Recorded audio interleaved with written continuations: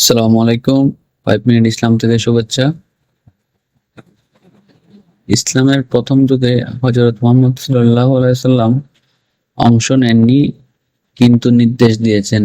এমন 5টি অভিযান নিয়ে আলোচনা করব আজকে।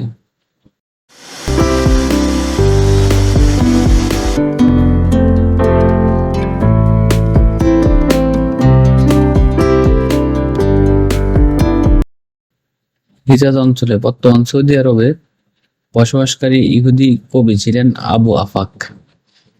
আবু আফাক ইসলাম ধর্ম গ্রহণ করেননি এবং মুহাম্মদ সাল্লাল্লাহু আলাইহি সাল্লামের বিরুদ্ধে সোচ্চার ছিলেন। তিনি হযরত মুহাম্মদ সাল্লাল্লাহু আলাইহি সাল্লাম এক গুরুত্বপূর্ণ রাজনৈতিক শত্রুতে পরিণত হন। একজন প্রবীণ ব্যক্তি হিসেবে আবু আফাক হযরত মুহাম্মদ সাল্লাল্লাহু আলাইহি সাল্লাম এবং তার অনুসারীদের বিরুদ্ধে একটি রাজনৈতিক অভিযোগযুক্ত কবিতা লিখেছিলেন, যা সিরাতে সংরক্ষিত আছে। হযরত মুহাম্মদ সাল্লাল্লাহু আলাইহি সাল্লাম তখন আবু আফাকের মৃত্যুর ডাক দেয় এবং সেলিম ইবনে উমাইর তাকে হত্যা করে বলে অভিযোগ করা হয়।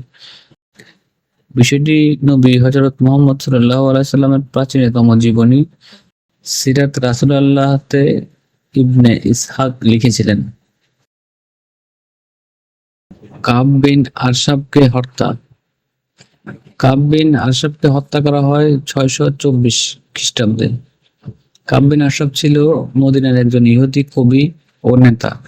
বদরের যুদ্ধের 6 মাস পর ইসলামের নবী হযরত মুহাম্মদ সাল্লাল্লাহু আলাইহি সাল্লামের নির্দেশে তাকে হত্যা করা হয়েছিল। কাবের পিতা আরবের বনু গোত্রীয় এবং মাতা বনু নাদির গোত্রের অন্তর্ভুক্ত ছিল। তাকে তার মায়ের গোত্রের অন্তর্ভুক্ত বলে গণ্য করা হতো। সেখানে সে একজন অন্যতম নেতৃস্থানীয় ব্যক্তি ছিল। বদরের যুদ্ধে মুসলমানদের জয়ের পর বন্দী কয়েকজন মক্কার নেতার মৃত্যুদণ্ডের ঘটনায় কাব বিন আশরাফ অসন্তুষ্ট ছিল। এরপর মক্কা গিয়ে সেখানে কুরাইশদের প্রশংসায় কবিতা রচনা করে এবং মুসলমানদের বিরুদ্ধে অস্ত্র ধারণে উৎসাহ যোগায়। কিছু সূত্র অনুযায়ী কাব বিন আশরাফ মক্কা গিয়ে মুহাম্মদের বিরুদ্ধে পারস্পরিক সহযোগিতার জন্য কুরাইশ ও ইহুদিদের একটি চুক্তি করে। মদিনায় ফিরে আসার পর কাব বিন আশরাফ আবার মুসলিম নারীদের বিরুদ্ধে অশ্লীল কবিতা রচনা শুরু করে। কাব বিন আশরাফের কর্মকাণ্ডে এক পর্যায়ে মুহাম্মদ সাল্লাল্লাহু আলাইহি সাল্লাম তাকে হত্যার নির্দেশ দেন। মুহাম্মদ ইবনে মাসলামা এই দায়িত্ব নেন এবং কয়েকজন সাহাবী তার সাহায্যে এগিয়ে আসেন। এরপর 624 খ্রিস্টাব্দের এক রাতের বেলা তাকে হত্যা করা হয়।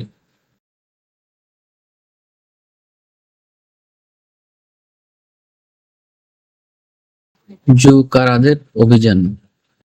627 সালের সেপ্টেম্বরে ইসলামের প্রথম দিকে সংগঠিত একটি সামরিক অভিযান ইসলামের ইতিহাসবিদদের হিসেবে হিজরি বর্ষপঞ্জির 6ষ্ঠ সনের জিলহজ মাসে খাইবারের যুদ্ধের ঠিক আগে এই অভিযান হয়েছিল।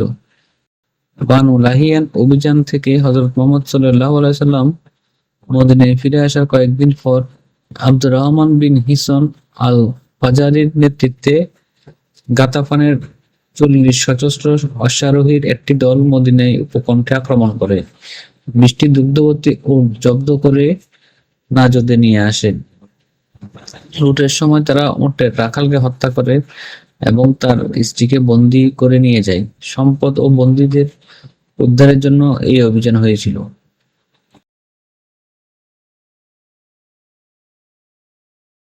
আব্দুল্লাহ ইবনে ওসাইনের অভিযান। আব্দুল্লাহ ইবনে ওসাইনের অভিযান, যা খালিদ বিন সুফিয়ানের হত্যাকাণ্ড নামেও পরিচিত ছিল, বনু লাহিয়ানের বিরুদ্ধে প্রথম আক্রমণ, যা হিজরির 3 সালের মুহররম মাসে সংঘটিত হয়। জানা যায় যে খালিদ বিন সুফিয়ান আল হাতালি বনু লাহিয়ান গোত্রের প্রধান হুদায়ের নামেও পরিচিত ছিল। মদিনায় আক্রমণের কথা বিবেচনা করেছিল এবং নাখালা ও কোরানার লোকদের মুসলমানদের সাথে যুদ্ধ করার জন্য উস্কানি দিচ্ছিলেন।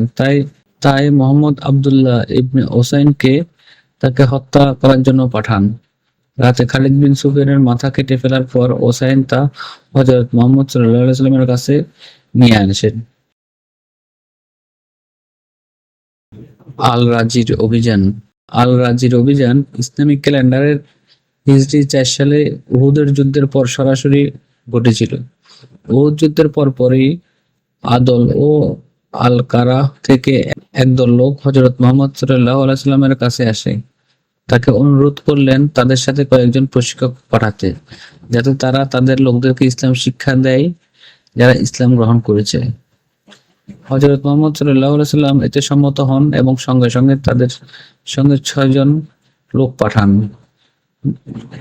সেই দূতদের পাঠানো হয়েছিল বনু লাহিয়ান, যারা আব্দুল্লাহ ইবনে ওসাইনের অভিযানে তাদের প্রধান খালিদ বিন সুফিয়ান আল হাদারির হত্যার প্রতিশোধ নিতে চেয়েছিল। হযরত মুহাম্মদ সাল্লাল্লাহু আলাইহি সাল্লাম কর্তৃক নির্বাচিত 6 জন ধর্ম প্রচারকের মধ্যে আসিম বিন থাবিব ছিলেন, যিনি এই প্রতিনিধি দলের প্রধান নিযুক্ত হন। সহিহ আল বুখারীর একটি ভিন্ন বিবরণে 10 জন লোককে পাঠানো হয়েছিল বলে ধারণা করা হয় এবং তাদের গুপ্তচর হিসেবে পাঠানো হয়েছিল শত্রুর গোপনীয়তা আনতে। আজকে আমরা ইসলামের প্রথম দিকের গুরুত্বপূর্ণ কিছু অভিযান নিয়ে আলোচনা করলাম। ভবিষ্যতে ইসলামের গৌরবময় আরো কিছু যুদ্ধ ও অভিযান নিয়ে আলোচনা করব ইনশাআল্লাহ। সে পর্যন্ত আমাদের সাথে থাকুন, আমাদের চ্যানেলটি সাবস্ক্রাইব করুন, আমাদের পাশে থাকুন, খুশি হব। ধন্যবাদ সবাইকে।